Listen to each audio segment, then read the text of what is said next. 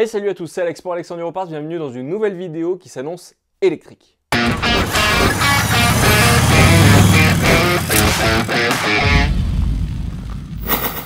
Et une fois n'est pas coutume, aujourd'hui je vais vous présenter un projet d'Alexandre Europarts puisqu'il arrive de temps en temps sur des produits dont j'ai l'idée que je fasse le développement et que les fabrications soient faites en interne dans nos ateliers.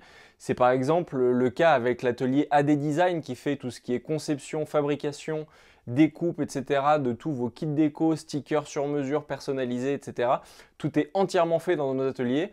Et c'est également le cas pour le produit dont on va parler aujourd'hui, qui est le faisceau usine pour les EXC 2024. Mais toute la partie AD Design, on ira un peu plus en profondeur dans une prochaine vidéo, et pour ça, je t'invite à t'abonner et à activer la cloche de notification pour être sûr de ne rien rater. Revenons-en à nos électrons. Dès la réception de la 2024 et la vidéo de présentation que je vous ai fait sur TikTok, c'est d'ailleurs là-bas qu'il y a eu la primeur, et je t'invite à t'abonner également à notre compte TikTok si des fois c'est pas encore fait, puisque c'est du contenu quotidien qu'on poste là-bas. Il y a énormément de choses qui sont postées, du coup, je t'invite à rejoindre la communauté. Et comme je disais, quand je l'ai annoncé sur TikTok lors de la présentation de la moto, les Komodo des 2024 m'ont vraiment interpellé en termes de design, puisque je trouve que c'était vraiment horrible la façon dont ils avaient interprété les choses.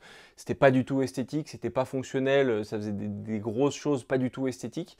Du coup, je me suis avancé un petit peu en disant que j'allais trouver une solution sans avoir aucune idée de ce que j'allais faire, mais j'étais persuadé que j'allais trouver quelque chose.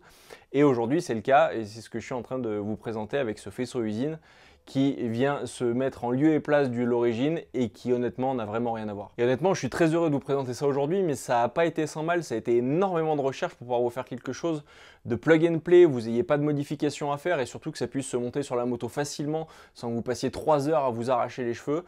Et aujourd'hui, c'est chose faite et honnêtement, c'est vraiment une grande satisfaction.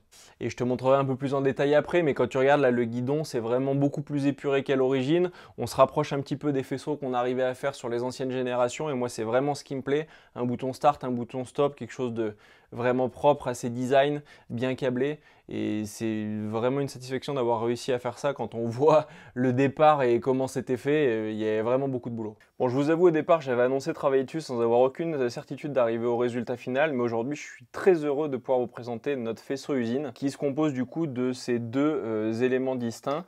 Vous avez le faisceau donc start and stop, qui se branche avec une cosse d'origine sur votre moto qui fait que c'est totalement plug and play et donc l'interrupteur à tirette que je commercialisais déjà pour les anciennes générations dont le faisceau a été revu et corrigé pour pouvoir se monter en lieu et place sans aucune adaptation sur les 2024.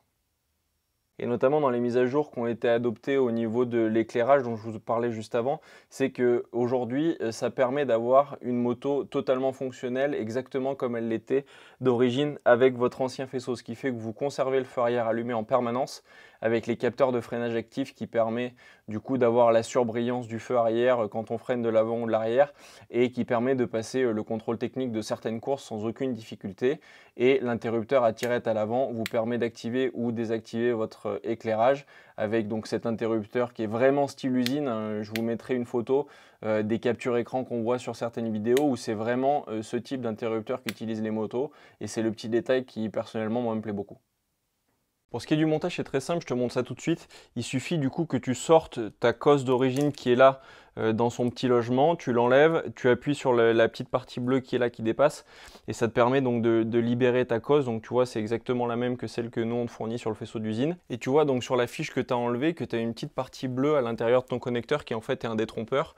Tu peux venir le récupérer pour le mettre sur le faisceau usine qu'on te fournit ou pas, c'est pas obligatoire. Tu peux tout à fait le monter sans, c'est juste que si tu le remets, ça te permet de bien avoir le petit joint plaqué au fond et être sûr qu'il ne bouge pas, mais je vais te montrer, le montage sans se fait très facilement aussi. Si des fois tu veux le récupérer, c'est simple, tu glisses juste une petite lame ou un tournevis plat entre la partie bleue et la partie noire de chaque côté et tu le fais sortir, ça tient avec 2 clips, c'est vraiment très simple. Et donc une fois que tu as démonté ton faisceau et que tu passes au remontage, tu as donc ton faisceau usine qui est ici, donc avec la même cosse que celle que tu viens d'enlever.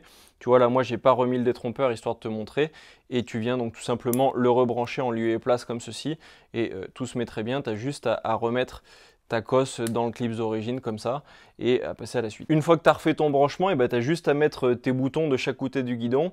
Personnellement, je mets le démarreur à droite, le coupe-circuit à gauche, mais tu as suffisamment de fil, tu peux tout à fait faire l'inverse, mettre le démarreur à gauche.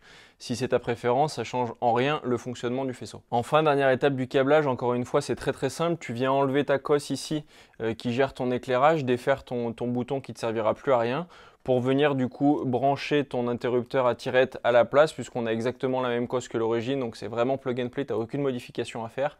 Et pour ce qui est de la fixation, ici tu vois j'en ai déjà mis un interrupteur à tirette. En fait tu as un emplacement qui est vide ici, tu as juste une petite opercule en plastique à enlever, qui est enfoncée dedans un peu en force. Tu l'enlèves et tu as l'emplacement du coup qui est nickel pour venir fixer ton interrupteur sur ton support de compteur.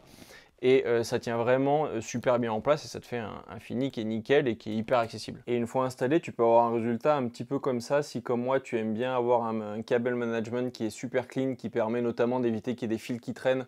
Je trouve que personnellement en termes de fiabilité c'est hyper important, c'est-à-dire que si tu tombes au fond d'un trou, ça peut éviter d'arracher un câble.